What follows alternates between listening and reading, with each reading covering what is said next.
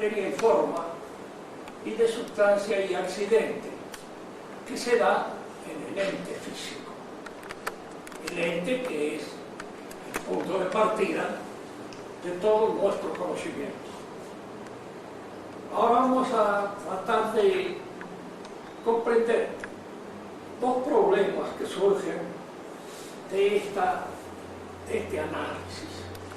Los dos problemas son estos: cómo se explica la composición que constituye el ente físico, al mismo tiempo que este ente físico es uno, tiene unidad, no son dos cosas, es una sola realidad.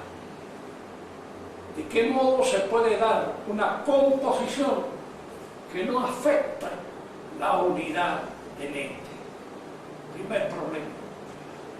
Y el segundo problema que vamos a tratar de analizar hoy surge de si esta composición del ente, estos coprincipios que lo constituyen, son estáticos o son dinámicos.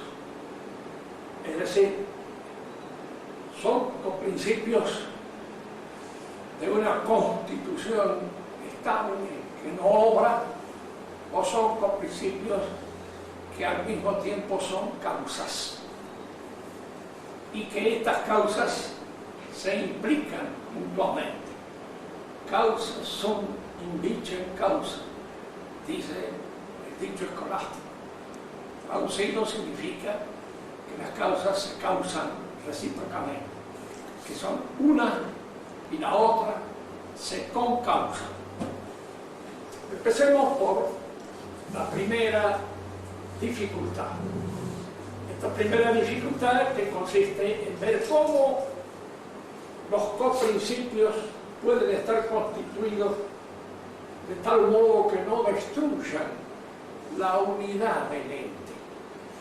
Cómo el ente puede ser uno y al mismo tiempo estar intrínsecamente dividido. Pues la unidad es una de las propiedades trascendentales del ente. Es decir, todo ente, desde el momento en que es ente, tiene una unidad. Si no tuviera unidad no sería un ente, simplemente. Cuando uno observa por ahí en la realidad un cascote, un ladrillo, uno supone que son entes, pero no lo son. ¿Por qué? Porque carecen de unidad. Es decir, son un montón de otras cosas por las que están constituidos.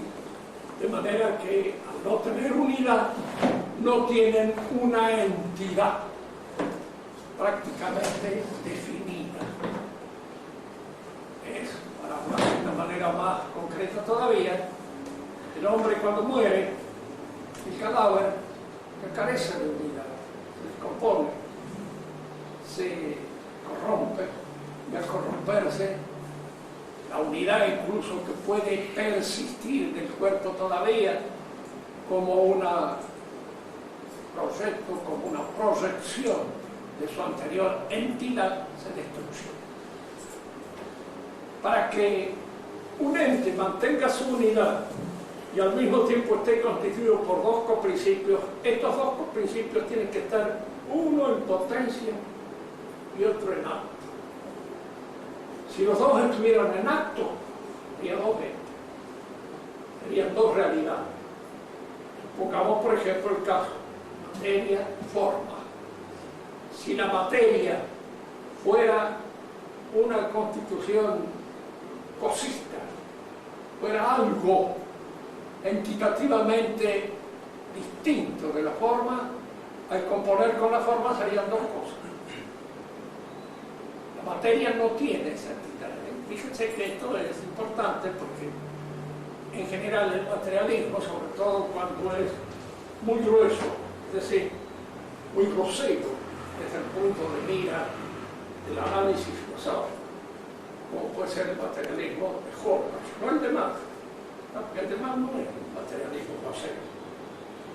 Para Marx, cuando él habla de la materia, él indudablemente la confunde con el ente en general, no entra en precisiones, diríamos así, metafísicas, porque él desdeñó desde el comienzo la metafísica. Pero él considera que la materia es todo aquello que puede ser transformado. Y como todo, en alguna medida, puede ser transformado por una información nueva, se puede decir con el que todo es materia, de una nueva información. Supongamos, por ejemplo, nuestro mismo espíritu, nuestra inteligencia. ¿Es materia? Sí. Hay un aspecto material en ella.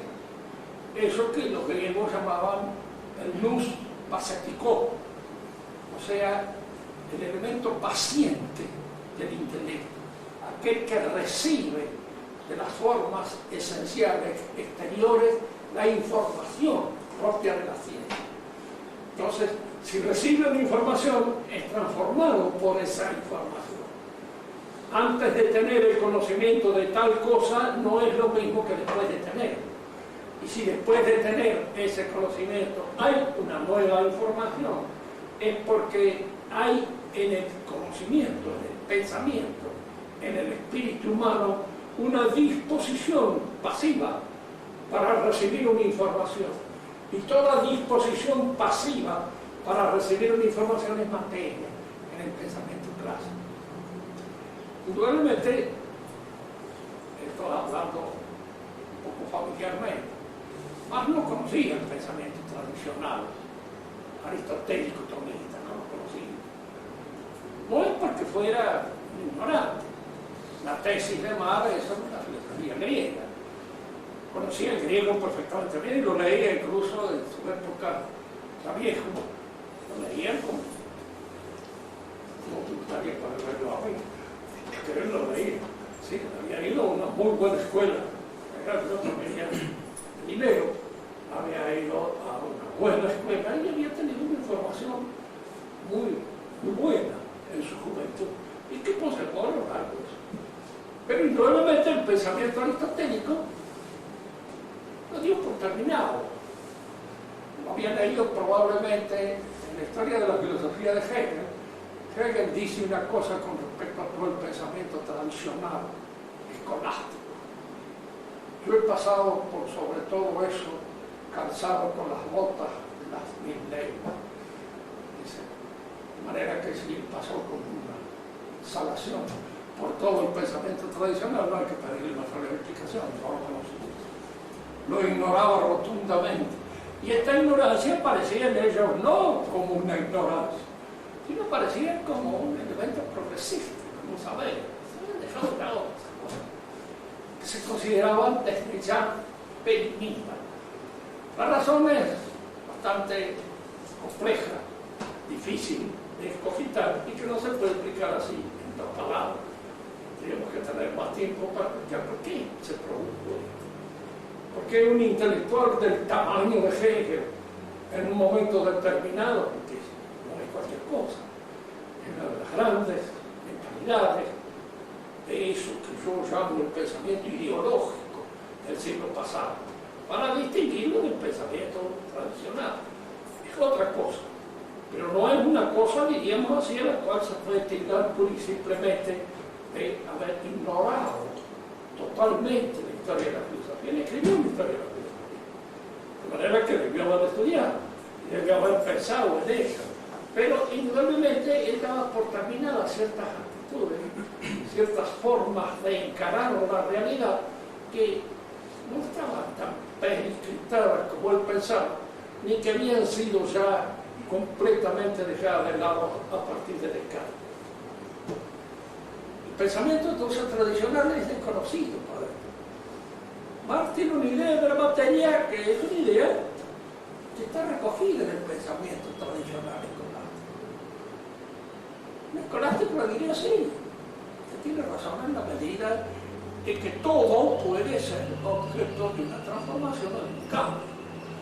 Y en tanto que objeto de una transformación o de un cambio, hay en todo materia para realizar esa transformación, para realizar ese cambio, incluso la inteligencia humana. Y en eso estamos de acuerdo con usted con una diferencia, de que a la hay que analizarlo con un poco más de detenimiento, y usted observará que no todo es materia. porque hay un elemento siempre en el ente, la forma, que es un elemento activo, y la materia es el aspecto puramente pasivo de esa composición de materia y de forma. El problema era este: cómo esta composición puede darse entonces sin destruir la unidad del elemento. Y habíamos dicho lo siguiente: si fueran en acto las dos cosas, habría dos realidades. Si fueran en potencia las dos cosas, no habría nada. Nada, porque la potencialidad siempre es potencialidad de algo que está en acto. Porque si no hubiera un cierto acto, no podríamos descubrir en esa actualidad la potencialidad. Si nosotros descubrimos que una astilla puede arder, puede servir para calentar, y que todo eso se encuentra en potencia mientras la astilla no arda ni esté calentando, eso es porque la astilla existe. Si la astilla no fuera una realidad, algo, no podríamos descubrir en ella una potencia. Entonces, para que una cosa pueda ser compuesta y al mismo tiempo permanecer una, esta composición tiene que ser de potencia y de acto. En el caso de la forma y de la materia, lo que está en acto es la forma. Que la forma es lo que actualiza el modo de ser típico del ente. Y aquí conviene hacer una distinción, porque siempre por ahí el alumno que estudia estas cosas me pregunta: ¿qué diferencia hay entre la forma y la esencia? La diferencia está en que la esencia incluye también la materia. Nuestra forma es nuestra alma, es aquel elemento activo que nos hace ser eso que somos. Y al mismo tiempo somos materia. Estamos constituidos por una corporalidad material y al mismo tiempo hay en nosotros elementos materiales que a su vez explican ciertas actividades o ciertas pasiones o ciertos inconvenientes o accidentes recibidos por nosotros. Que cada la clase manejada. Si ustedes estudian, eso hay que atribuirlo a la forma, es decir, al elemento activo, al elemento espiritual que existe en nosotros. Pero si ustedes se pegan un golpe porque pierden el equilibrio, no lo atribuyen a ese elemento. No se caen porque son racionales, se caen porque son cuerpos pesados. Y de alguna manera el cuerpo pesado, al perder el equilibrio, cae, tiene. Y ese es un acto que puede sucedernos a nosotros y que es atribuible a este aspecto material que nos constituye. La forma es el aspecto que nos hace ser eso que efectivamente somos y aquello de lo cual somos efectivamente responsables. La esencia es todo, materia y forma. Por eso no puede reducirse simplemente a la materia y a la forma. Es la constitución de materia y de forma. Y la naturaleza, que nosotros consideramos de alguna manera como un elemento, no diríamos sinónimo, porque ustedes saben que no existen los sinónimos. No hay sinónimo. Un sinónimo auténtico, cabal, sería una cosa inútil. No habría necesidad de emplearla. Cuando uno dice veo, miro, son dos cosas diferentes. Puedo mirar y no ver. Puedo ver y no mirar. Puedo oír y no escuchar. Y puedo escuchar y no oír. Hay el curioso, que podría ser yo, por ejemplo, que pone la oreja pero no oye nada. Y de alguna manera diríamos, escucho, pero no oigo. Por eso cuando alguien me pregunta, ¿me escuchas? Sí, te escucho, pero te oigo. Ese es el problema. ¿Por qué? Porque en estas cosas hay esa distinción. La naturaleza y la esencia significan más o menos algo parecido. La esencia del hombre, su naturaleza, está constituida por esa forma y esa materia que lo hace ser hombre. Pero la naturaleza supone la movilidad propia de esa esencia. Es decir, la naturaleza es dinámica. La naturaleza es la esencia considerada en su dinamismo. y la esencia es la naturaleza considerada en sentido estático. Son dos consideraciones diferentes que nos ofrecen dos situaciones. Yo cuando analizo la esencia de una cosa porque estoy trabajando con nociones completamente estáticas.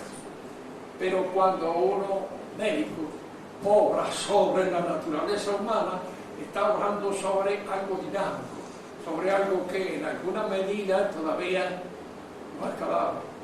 Y obra en la medida en que este ser humano es capaz de autodefensa, es capaz de movimiento que puedan llevar nuevamente a la salud.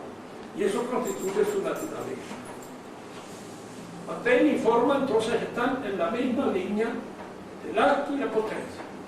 Materia es potencial, no es una cosa.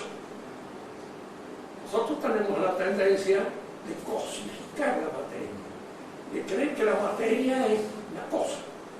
No es una cosa, es un principio, un coprincipio. Y este coprincipio es pasivo, por eso está en potencia, con respecto a la forma que es un coprincipio activo. Es un coprincipio que obra, que actúa de una cierta manera, con una cierta naturalidad, entendiendo aquí por naturaleza ese trabajo, esa actividad propia de esta forma esencial.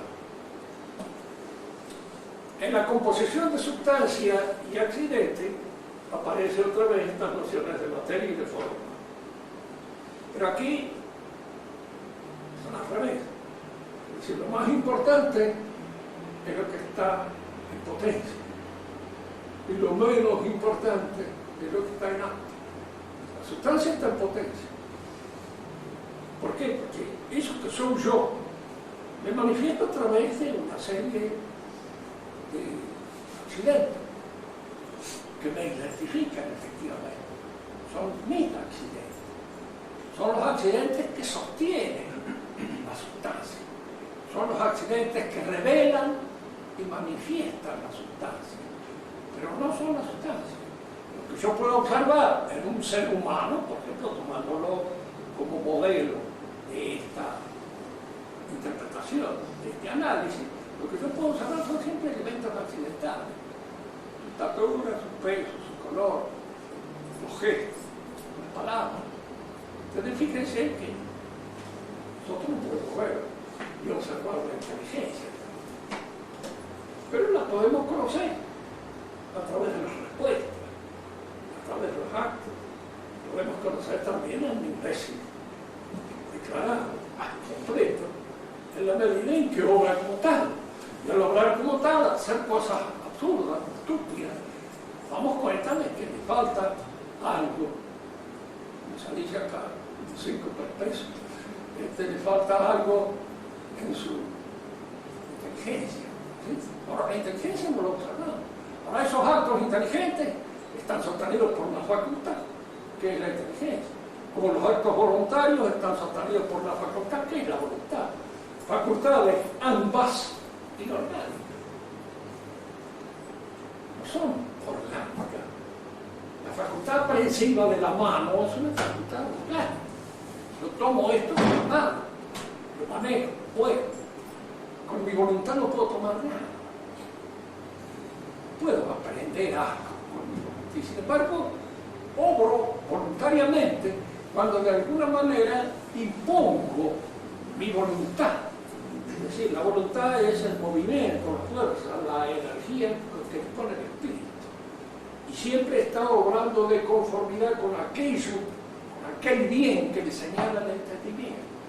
Por eso la relación entre voluntad y entendimiento, entre entendimiento y amor, la voluntad es el amor. ¿Sí? El amor, auténticamente, cabalmente, es la voluntad. Lo más serían deseos, movimientos que nacen, diríamos así, del psiquismo interior, pero no que nacen de este movimiento puro y espíritu. Podemos atribuir a Dios la voluntad, el amor y la inteligencia. Y en Dios la inteligencia prima siempre sobre la voluntad, igual que en nosotros. Hasta hay a veces algunas discusiones en torno a cuál es primero, cuál es más importante. Fíjense que estos dos movimientos, el inteligente y el voluntario, son, digamos así, sinérgicos. Obran en conjunto. Pero el que señala el objetivo, el que señala el propósito para que la voluntad se ordene, es precisamente la inteligencia y el bien señalado por la inteligencia. Viene esto porque en el mundo moderno comienza a veces como ciertos errores teológicos cometidos por los teólogos de la escolástica decadente. Los teólogos de la escolástica decadente, cuando hablan de Dios o especulan en torno a Dios, ponen la voluntad de Dios sobre la inteligencia. Y de aquí se extraen una serie de consecuencias que son de todos puntos de vista detestables y que con el correr del tiempo van a llegar a ser abominables. Por ejemplo, en el mahometanismo, en el Corán, Dios es voluntad. Yo no le podría decir, no hay nada que se oponga a la voluntad de Dios. Dios puede hacer un círculo cuadrado para que los humanos se puede hacer. Entonces puede decir, Señor es estúpido. Puede hacer cosas estúpidas, sin sentido, sin la aplicación de la inteligencia. Fíjese que te deja poner la voluntad sobre la inteligencia, pueden hacer del mundo un caos, solo. Se salva el que Dios quiere. Y Dios en ese sentido obra con una voluntad omnívora, en un sentido absolutamente dictatorial y tiránico, para decirlo en términos más modernos, del gusto más de nuestra afectividad. Es decir, uno puede decir, no es que Dios tenga su voluntad limitada por la inteligencia, no hay límite.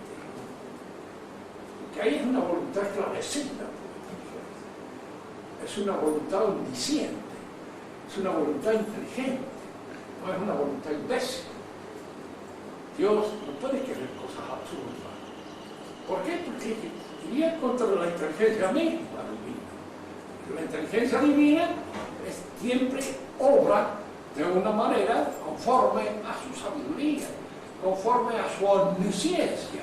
De manera que su omnipotencia está iluminada por su omnisciencia. Y no es una cosa que sí. Dios puede hacer que un pecado no sea pecado. Pecado es un pecado. Nadie puede dejar que sea eso que es. Y el que señala perfectamente el carácter del pecado es Dios mismo, que lo hace hacer de cierta y determinada manera. Este acto humano es un acto pecaminoso. ¿Sí? Ahora, es indudable que Dios salva y hay que tener en cuenta que su infinita misericordia, por lo menos los que somos pecadores, endurecidos y encarcecidos en el pecado, podemos decir que esperamos de la misericordia de Dios, que es misericordioso, y que su misericordia es más generosa que su justicia. Porque si fuera a obrar justamente, poco nos podríamos salvar. Así, Dios mira los santos, nada más. Y el resto iríamos a parar a ver a qué hora en donde no podemos salir nunca. ¿Por qué? Porque hay nosotros pecados. Pero Dios obra y al mismo tiempo, diríamos así, ejerce sobre nosotros esa influencia benéfica que nos lleva, en cierto modo, a pesar de nuestros desfallecimientos, a pesar de nuestras deficiencias, a seguir convencidos de que podemos mantener este logro que Él nos ha señalado como principio de la salvación. La composición, entonces, de materia y forma es composición de acto y potencia. Y la composición de sustancia y accidente también. La diferencia está en esto. La sustancia es más importante metafísicamente que el accidente. Que el accidente es de la sustancia y está en la sustancia y se sostiene en la sustancia. Pero la sustancia es potencial con respecto al accidente que es lo actual. Fíjense que esto a veces tiene su importancia aún en el problema de las cuestiones prácticas. Yo siempre lo saco a conclusión cuando se habla, por ejemplo, de los derechos del hombre. Acá se confunde todo lo práctico y los problemas especulativos. El personalismo de Maritain y el personalismo que está inscrito en el nuevo catecismo que la Iglesia ha sacado, que es personalismo. También hay allí ciertas confusiones con respecto a esta diferencia, porque especulativamente la sustancia es más que el accidente. Si la sustancia es más que el accidente, podemos decir que el individuo, que es una sustancia, es más que la sociedad, que es un accidente. Que la sociedad es un accidente. La sociedad surge, digamos así, de la confrontación teológica de los individuos. Los individuos son el elemento sustantivo sobre los cuales la sociabilidad se inscribe como accidente. Pero usted le coge al individuo de la sociedad, ¿qué le queda prácticamente? Un imbécil. Un imbécil, ya lo decía Aristóteles, un idiota. La palabra idiota quiere decir hombre solo, solitario, no sabe hablar. Es un infante. ¿Por qué no sabe hablar? Porque no está en composición con los demás, no entra en relación con los demás. Entonces, esto que desde un punto de mira es superior, desde otro punto de mira es inferior. Si nosotros consideramos pura y exclusivamente desde un punto de mira especulativo, teórico, la sustancia es más importante que el accidente, luego el hombre, la persona, es más importante que la sociedad, está por encima de la sociedad. ¿Por qué? Porque la sociedad es un accidente práctico que hace y constituye y actualiza las posibilidades puramente virtuales de esa sustancia que es el hombre. ¿En dónde adquiere el hombre sus derechos? En la sociedad. Al inscribirse en la sociedad, al entrar en composición con ella. Entonces es en ese movimiento dialógico de perfección donde a medida en que va alcanzando perfecciones va adquiriendo sus derechos. Todos los caballeros que están ahí tienen el derecho de ejercer la medicina y los otros. ¿Por qué? No habría los derechos del hombre. Todo hombre tiene derecho a ser médico. Todo hombre tiene derecho a ser abogado. Todo hombre tiene derecho. No. Sí, especulativamente sí, porque en potencia cualquier hombre podría ser médico, podría ser abogado, podría ser sí. Pero en concreto no. Cuando se actualizan sus posibilidades, esas posibilidades son aquellas que de alguna manera se adquiere en este movimiento perfectivo que se da en relación con nosotros en el orden social. Y es allí donde se adquieren los derechos. Ay, que le saquen. Todo hombre tiene derecho a una casa limpia, linda, sana, hay que conseguirlo. Si dijéramos nosotros, hombre tiene derecho a una mujer linda, limpia, sana también. No, ¿por qué no? Pero hay que conseguirlo. Es decir, no es cuestión de agarrar la pata como una gallina y decir, bueno, esta es la que yo elijo. No, bueno, hay una conquista, hay una posibilidad de actuación, que no todos están en condiciones de hacer. Y creo que no están en condiciones de hacer, ¿qué hacen? No consiguen una casa, no consiguen una mujer, no consiguen una vaca empantanada, de manera tal de que podríamos hablar de estos pobres tipos que se sienten estafados, porque obviamente la gente le hace ver los derechos del hombre, los derechos del hombre están a mí me han robado la casa, me la ha robado este que tiene una linda casa me ha robado la mía. Este que tiene una linda señora me ha robado la que yo tenía que necesitar, pero... Y entra, diríamos así, toda esa envidia que surge de estas proclamaciones imbéciles que se dan en la sociedad. Y que son proclamaciones imbéciles. Lo curioso del caso es cuando uno ve que aún el magisterio de la Iglesia se acepten esas estupideces.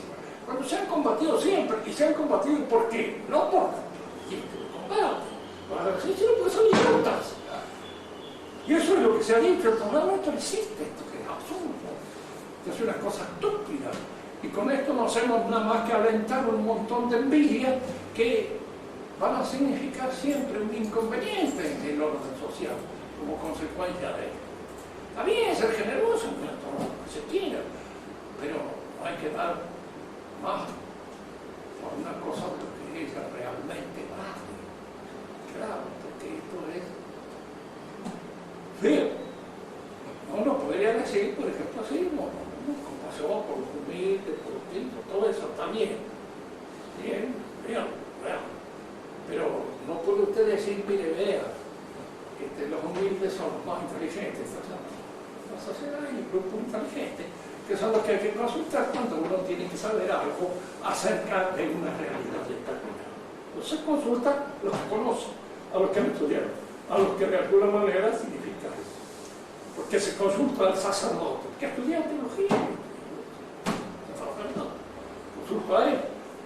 No lo voy a consultar a Maradona, pero ahora lo consulta precisamente a Maradona.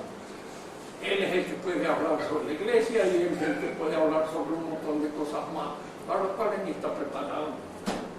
Bien, decimos entonces que el accidente es el acto y es el que actualiza las virtualidades propias que se dan en la sustancia. Sin estos accidentes, la sustancia no sería nada más que el proceso, algo en potencia, algo que no es todavía, porque cuando es y se manifiesta en los accidentes. Y la sociedad es un accidente, la gracia es un accidente. Bien, sí tiene importancia, pero es accidental. ¿Por qué? Porque no nace como resultado de nuestra naturaleza, ni surge, sino que Dios la imprime, nos la da. Y nos la da como un accidente que en alguna medida va auspiciando ese esfuerzo de transfiguración al que nosotros debemos dar en nuestra vida. Difícil, porque a veces no lo veis en la cosa. A mí me resulta fácil pensarlo, pero no hacerlo. Es decir, cuando llega la posibilidad de la acción, aquí es donde empiezo a sentir que regueo de las dos patas y posiblemente me manquean las dos manos, porque no tengo esa plenitud ni esa capacidad de fe que suele tener el hombre que es santo. Al leer la vida de San Luis de Foucault o al leer la vida de algún otro de esos hombres que han tenido una santidad clara, precisa, en nuestra época, pues qué digo claro y preciso, que hay algunos que no lo saben. No sucede esto, que a veces la geografía de los santos parten de un tipo que parece estar hecho para ser santo desde el comienzo. Y entonces a veces se olvidan de que no, en las auténticas biografías el santo es visto como un hombre que llega a la santidad a través de un esfuerzo que a veces es robado. Uno piensa en San Agustín, que es el que ha escrito sus confesiones de una manera clara, y todos los esfuerzos que tuvo que hacer para alcanzar la santidad. Y si uno le hubiera preguntado a San Agustín en un momento determinado, ¿usted es satisfecho? Me falta mucho para expresar. ¿Por qué? Porque esa es la impresión que uno tiene. El que está luchando contra las dificultades de su propia realidad es el que las conoce, el que las mira, el que las aprecia y el que las siente de alguna manera como pesos que se dan en contra de él. Y esto es lo que uno siente. Los demás pueden decir, la linda vida, la sucia, pero no siente nada, no tanto como usted cree.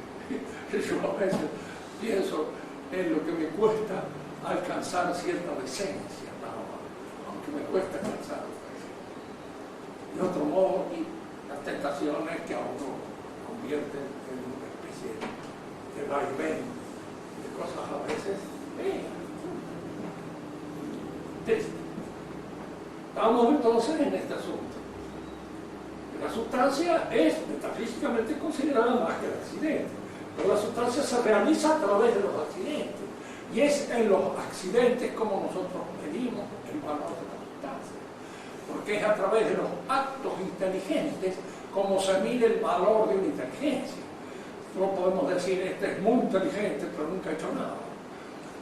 Pues indudablemente si no ha hecho nada, como decía Don Quijote, nadie es más que otro, si no hace más, pero si hace más es más. Y se acabó. Entonces, en eso es donde está determinado con esa sabiduría propia del Quijote, lo que es el valor de aquel que se distingue y que se exige más que nosotros. Y que porque se exige más, hace más. En un momento determinado. Bien. La sustancia, entonces, es, desde un punto de vista metafísico, está en potencia próxima de actos. ¿Por qué se dice potencia próxima de actos? Porque es lo que sostiene los actos accidentales que la manifiestan, la expresan. Ella se sostiene de ello, está en el fundamento de todo ello. Esto que yo estoy diciendo, estas palabras con las cuales me dirijo a ustedes, son accidentes, pero son accidentes que están sostenidos por eso que yo llamo yo, por eso yo que es mi sustancia. ¿Y qué es eso? Entitativamente hablando. Nada. ¿Por qué? Porque entitativamente hablando no es una cosa, no es un aspecto mío, no es mi espina dorsal, no es el esternón, no es ninguna de esas otras realidades físicas que yo puedo considerar casi como sustantivos. Pero, bueno, acá es donde conviene hacer una aclaración. El cuerpo, en la medida en que tiene dimensiones, peso, medida, obra como sustancia con respecto a ciertos accidentes que afectan pura y exclusivamente la corporalidad. La medida, las dimensiones, el peso, todas esas cosas que pueden ser matemáticamente considerados son, diríamos así, accidentes propios de la corporalidad. Cuando la física moderna empieza a convertirse en física matemática, reemplaza la idea de sustancia en el sentido tradicional del término por esta idea de esta especie de sustancialidad del cuerpo.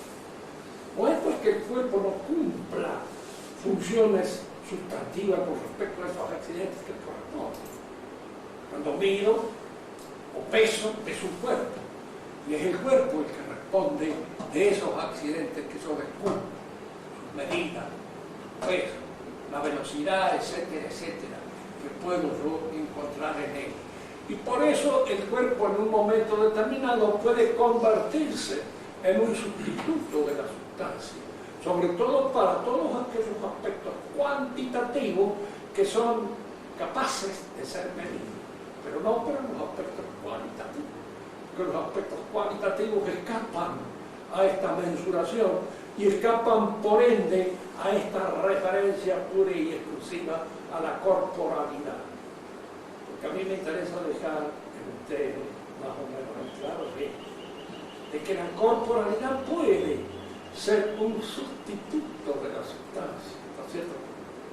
Porque sostiene la corporalidad ciertos accidentes que son propios de ella, y la corporalidad.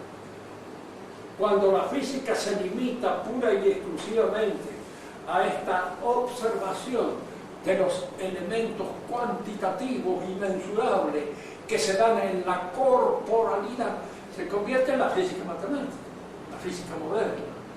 Y esta física matemática o física moderna ha tratado de reemplazar y de dejar de lado la noción de sustancia, como si fuera una noción, con la idea de alma. Todo aquello que yo no lo vea, yo veo el cuerpo. Esto es un cuerpo, esto tiene una dimensión, tiene un ancho, tiene un alto, tiene un largo, tiene un peso, tiene una estatura, tiene un color, etcétera, etcétera. Todas esas nociones se dan en la corporalidad. pero al mismo tiempo diríamos, hay en él algo que escapa a la pura noción matemática y cuantitativa. Hay elementos cualitativos en la sustancia, cada uno de nosotros. La inteligencia, la voluntad, la tenacidad, la coherencia, todas esas cosas que no pueden ser medidas, que no pueden ser observadas con un sistema métrico decimal, y sino que hay que inferirlas a partir de este análisis metafísico que es el que nos da la noción de sustancia. Se lo quiere llevando poco a poco. El mundo moderno es un mundo que indudablemente ha progresado muchas cosas. Un hombre de mi edad, en la Edad Media, hace tiempo que estaba fiando. Alienor de Aquitania vivió 82 años, parece que batió un récord. Era una de las viejas más recontraviejas que existían en esa época. Hoy día la medicina nos permite sostenernos más tiempo. Yo tengo 3 o 4 operaciones que si no las hubiera tenido estaría muerto, con toda tranquilidad. De manera que las tengo gracias a las intervenciones quirúrgicas que ha habido, y que son las que me han permitido seguir viviendo y llegar a una edad avanzada, porque el Señor que no es ninguna carga. Porque recién tenía un amigo mío que tenía más de 90 años, le digo, ¿cómo se siente? Encantado. Todos los que se querían muertos. Estoy solo desde el mundo. Y me encuentro y dice, Ramírez, que seguir aguantándolo. Dice, pero no, como diciendo, mire, Dios nos da esta posibilidad, pero no hay ningún beneficio. Al contrario, muchas veces es una cosa, los antiguos decían algo que hagamos, por supuesto, los cristianos. Pronto muere el amor de Dios. Y no estamos del todo equivocados en este sentido, de que morir pronto es de alguna manera el evitarse muchas cosas que uno no se las evita como consecuencia precisamente de vivir demasiado tiempo. Bien, hemos entrado entonces en este aspecto de la relación de la sustancia. La idea de sustancia en el sentido metafísico del término es una idea a que el mundo moderno ha renunciado, como muchas otras. Diríamos así, por esa especie de afán de simplificación. Y la pregunta es, ¿por qué simplifica? Porque fundamentalmente el hombre moderno es un hombre de acción. Quiere obrar, quiere actuar. Y quiere actuar sobre las cosas, sobre los hombres, sobre la sociedad. Pero para poder actuar sobre las cosas, los hombres y la sociedad, hay que desacomplejar, reducirlos en lo posible a ciertos movimientos calculables que puedan salir al encuentro de ellos. Por eso, por ejemplo, existe una de las recurrencias del pensamiento moderno, de toda la sociedad moderna, no solamente de los comunistas, sino también de la sociedad del miedo, el terror que se usa la gente. Pero me dice, ¿miedo de qué? Eso fue la Argentina, que estamos bajo la administración radical. ¿Quién es el que, sabiendo que los radicales nos administran, no tiene miedo? Vas a saber qué es lo que se les puede ocurrir mañana a estos tarados y que nos provoquen un desastre desde todo punto de vista. Asusta.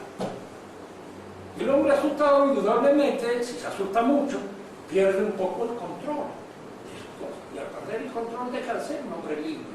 Se convierte en un manojo de nervios a los que no es difícil manejar, haciéndole ver esto, lo otro, lo demás allá, atrayéndolo por medio de las motivaciones de sus movimientos sensibles.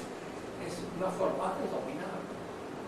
La sociedad de consumo lo dominan al hombre por su capacidad de consumir. Hay que comprar nuevas cosas, hay que tener nuevos aparatos, hay que tener nuevos, hay que tener heladera, hay que tener esto, hay que tener aquello, y usted vive trabajando para tener todas esas cosas. En un momento determinado se las van poniendo a través de los ojos, de la propaganda entera, constante, que van realizando sobre nosotros. y nos van despojando de nuestra personalidad. Nos van convirtiendo, diríamos así, en esa cosa dúctil que maneja la publicidad y la propaganda, formando eso que hoy se llama el pensamiento uniforme. Pensar como todo el mundo, de acuerdo con los eslóganos y de acuerdo con los santos y señas que se imparten a través de la propaganda. Porque así, hoy día para las chicas, conservarse decente ya es una faena, que la mayor parte de los chicos se encuentran todavía en un mundo en el cual ya la decencia es casi la ridícula. No ya una cosa sino ridícula. O sea, chulo, que también estás en eso. No te da vergüenza, tan grandota. Y todavía con una serie de, digamos, de santos y señas así completamente anacrónicos, que ya no se van más. Y esto, claro, influye. Es el pensamiento que se va imponiendo a través de la multitud. La Biblia misma nos aconseja en un momento determinado huir del pensamiento multitudinario, el pensamiento de la multitud. Se hace cada uno en la vida. Yo hago esto porque yo pienso que esto debe ser así. Nada más. Simplemente conservo aquellas cosas que de alguna manera constituyen ese ámbito de una personalidad que escapa a lo que podríamos llamar el arquetipo. El arquetipo siempre es una cosa perfecta, ¿sí? Un tipo medio, un tipo común, hecho por la propaganda, hecho por los santos y señas, que responde a esas figuras impuestas por la moda, impuesta por la manera de pensar colectiva. Y a eso se tiende de una manera desfasada. Por eso el pensamiento moderno en general es reductor, porque al reducir domina más fácilmente. Porque, por ejemplo, en nuestro país se lo va destruyendo poco a poco la clase media. Porque la clase media es la más difícil de manejar, si tiene cierta independencia económica. En cambio, el proletariado no tiene independencia económica. Es que depende del sueldo. Y al depender del sueldo está dependiendo de aquello que la economía maneja. Yo le digo, por ejemplo, el hombre que ya ha alcanzado mucho dinero, eso depende también de todo, fluctuaciones de la bolsa, de manera artista más agarrado. Y tiene que obedecer más a las consignas que él mismo sostiene e inventa. Pensaba a veces cuando llegaba la Revolución Francesa, un tipo, por ejemplo, como Mirabeau, muy inteligente, pero se había hecho tribuno de la plebe. Y como tribuno de la plebe estaba obligado a decir ciertas cosas que su propio íntimo no pensaba. Y estaba de acuerdo con ella. Recuerdo que una de las cosas que tuve que decir en un discurso es que un montón de muchachones habían entrado en la casa de los duques de Castro, habían sacado todos los muebles, habían tirado todo el diablo, incluso el retrato del rey y todo. Y me habían tirado a una vieja que había ido, que la vieja se había mandado a cambiar hacia un rato más. O sea, Mirabeau tenía que mantener la ficción, porque él era realista, pero quería que el rey fuera popular. Entonces dice esa muchedumbre, dice enojada, que entró en la casa de los príncipes y tal, tiró por la ventana todo menos el retrato del rey. Mentira, tengo que tirar por la ventana. Por eso lo dijo después, en un grupo de amigos. Dice, no, que tiraron todo, ya. Y este imbécil de la flaqueta, el cual él tenía, con un montón de gente, no fue capaz de pegarle una paliza a todas las 30 torrantes que estaban. Pero eran 30 torrantes en el pensamiento con los amigos, y era el pueblo en el pensamiento como tribuno. Es decir, como tribuno tenía que macanear.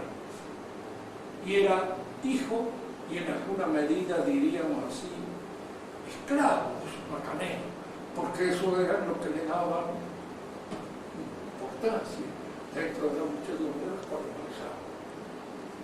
De manera que este que ponía en movimiento todas esas cosas estaba a su vez movido por esos mismos elementos que él ponía en movimiento.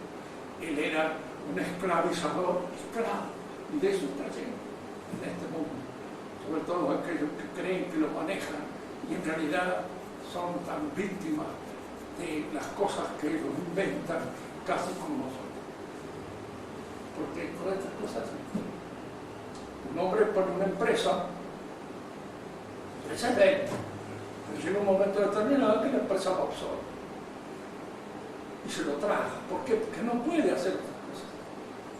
Funde la empresa o sigue dándole a la empresa la posibilidad de sostenerse.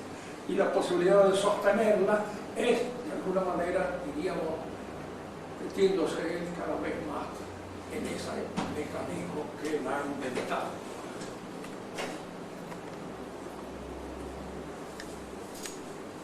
¿Alguna pregunta? Doctor Becerra. Qué lástima que se acabe nada más. ¿Eh? Qué lástima que se acabe. No, bueno, no, es la última clase que le doy. No, hay mucho inconveniente. Vos decirle al cura ese después, cuando le va ahora, es que sí, que yo también sé que Santo Tomás no ha dicho nunca que haya una ontología. No lo ha dicho, pero está en él. Pero hay estas cosas que pueden no haberlas dicho, pero el hecho está la cosa. No, porque te va a decir eso. Santo Tomás no habla de ontología, porque es un tomista así al pie de la vaca. Está bien, no habla, no dice ontología, pero la cosa está. Esa famosa frase que la gracia supone la naturaleza, ¿la modifica, no la modifica la naturaleza, la gracia? La gracia non toglie natura, no la borra, la sobreleva. Y en cierto modo, diríamos así, al transfigurarla, porque cuando hablamos de naturaleza humana, hay que tener en cuenta qué es lo específico y cuándo no es lo específico. Por ejemplo, se puede decir, es natural que el hombre satisfaga sus apetitos. Natural. Los apetitos son naturales. Pero en el hombre no son naturales, en el sentido de cómo pueden ser los animales, en el cual hay instintos claros que gobiernan y dirigen la actividad animal. En el hombre está la razón, está el espíritu. Un hombre no puede querer a una mujer como el toro puede querer la vaca. No. Porque en el hombre hay un ideal, diríamos así, en su relación con el sexo, que es natural al hombre. ¿Por qué es natural? Porque está inscrito en su naturaleza, diríamos, espiritual. Es natural que el hombre se case de acuerdo con un rito social, con un rito religioso, o lo natural es que se junten. No, lo natural es que se case de acuerdo con un rito religioso y con un rito social, porque él es naturalmente social y naturalmente religioso.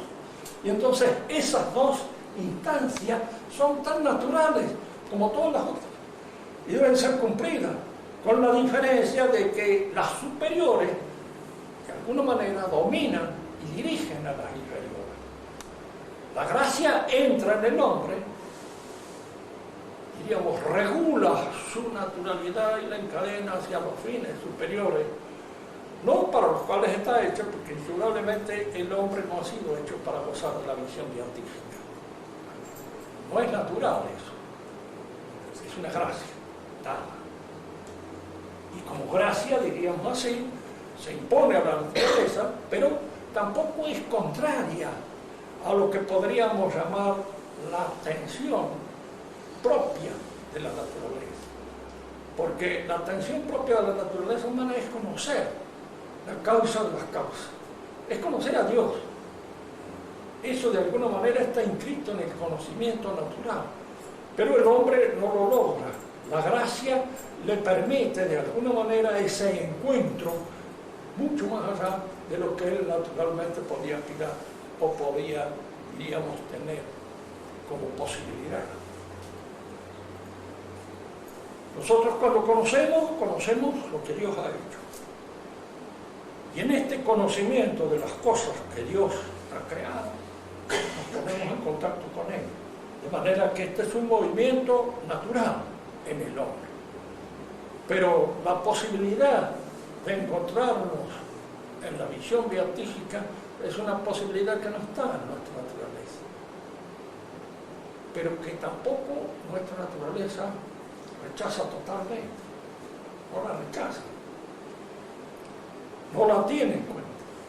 La gracia sobreeleva la naturaleza a esa posibilidad de un encuentro efectivo con Dios.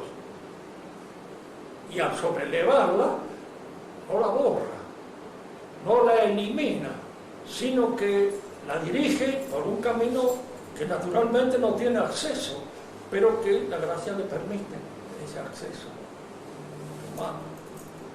Diríamos así, el hombre cristiano se casa con el que no lo es. Pero al casarse, el hombre cristiano entra en la posesión de un sacramento. Ya su mujer no es solamente su mujer en el sentido, diríamos, natural, pura y exclusivamente mundano, externo, sino que es algo más que eso. Y de alguna manera diríamos ese algo más, aun cuando no sea vivido con toda intensidad, es vivido por el hombre que admite la posibilidad de esa unión sacramental con la mujer. La unión sacramental es una unión natural en muchos aspectos. Allí nacen los hijos, hay una relación, diríamos, en la cual no está negado ninguno de los movimientos naturales propios de la naturaleza humana, pero están sobrelevados y están de alguna manera, diríamos así, apuntando a una beatificación posterior que se da. La gracia no borra la naturaleza, la reordena y la prolonga más allá de lo que la naturaleza puede alcanzar por sus propios medios.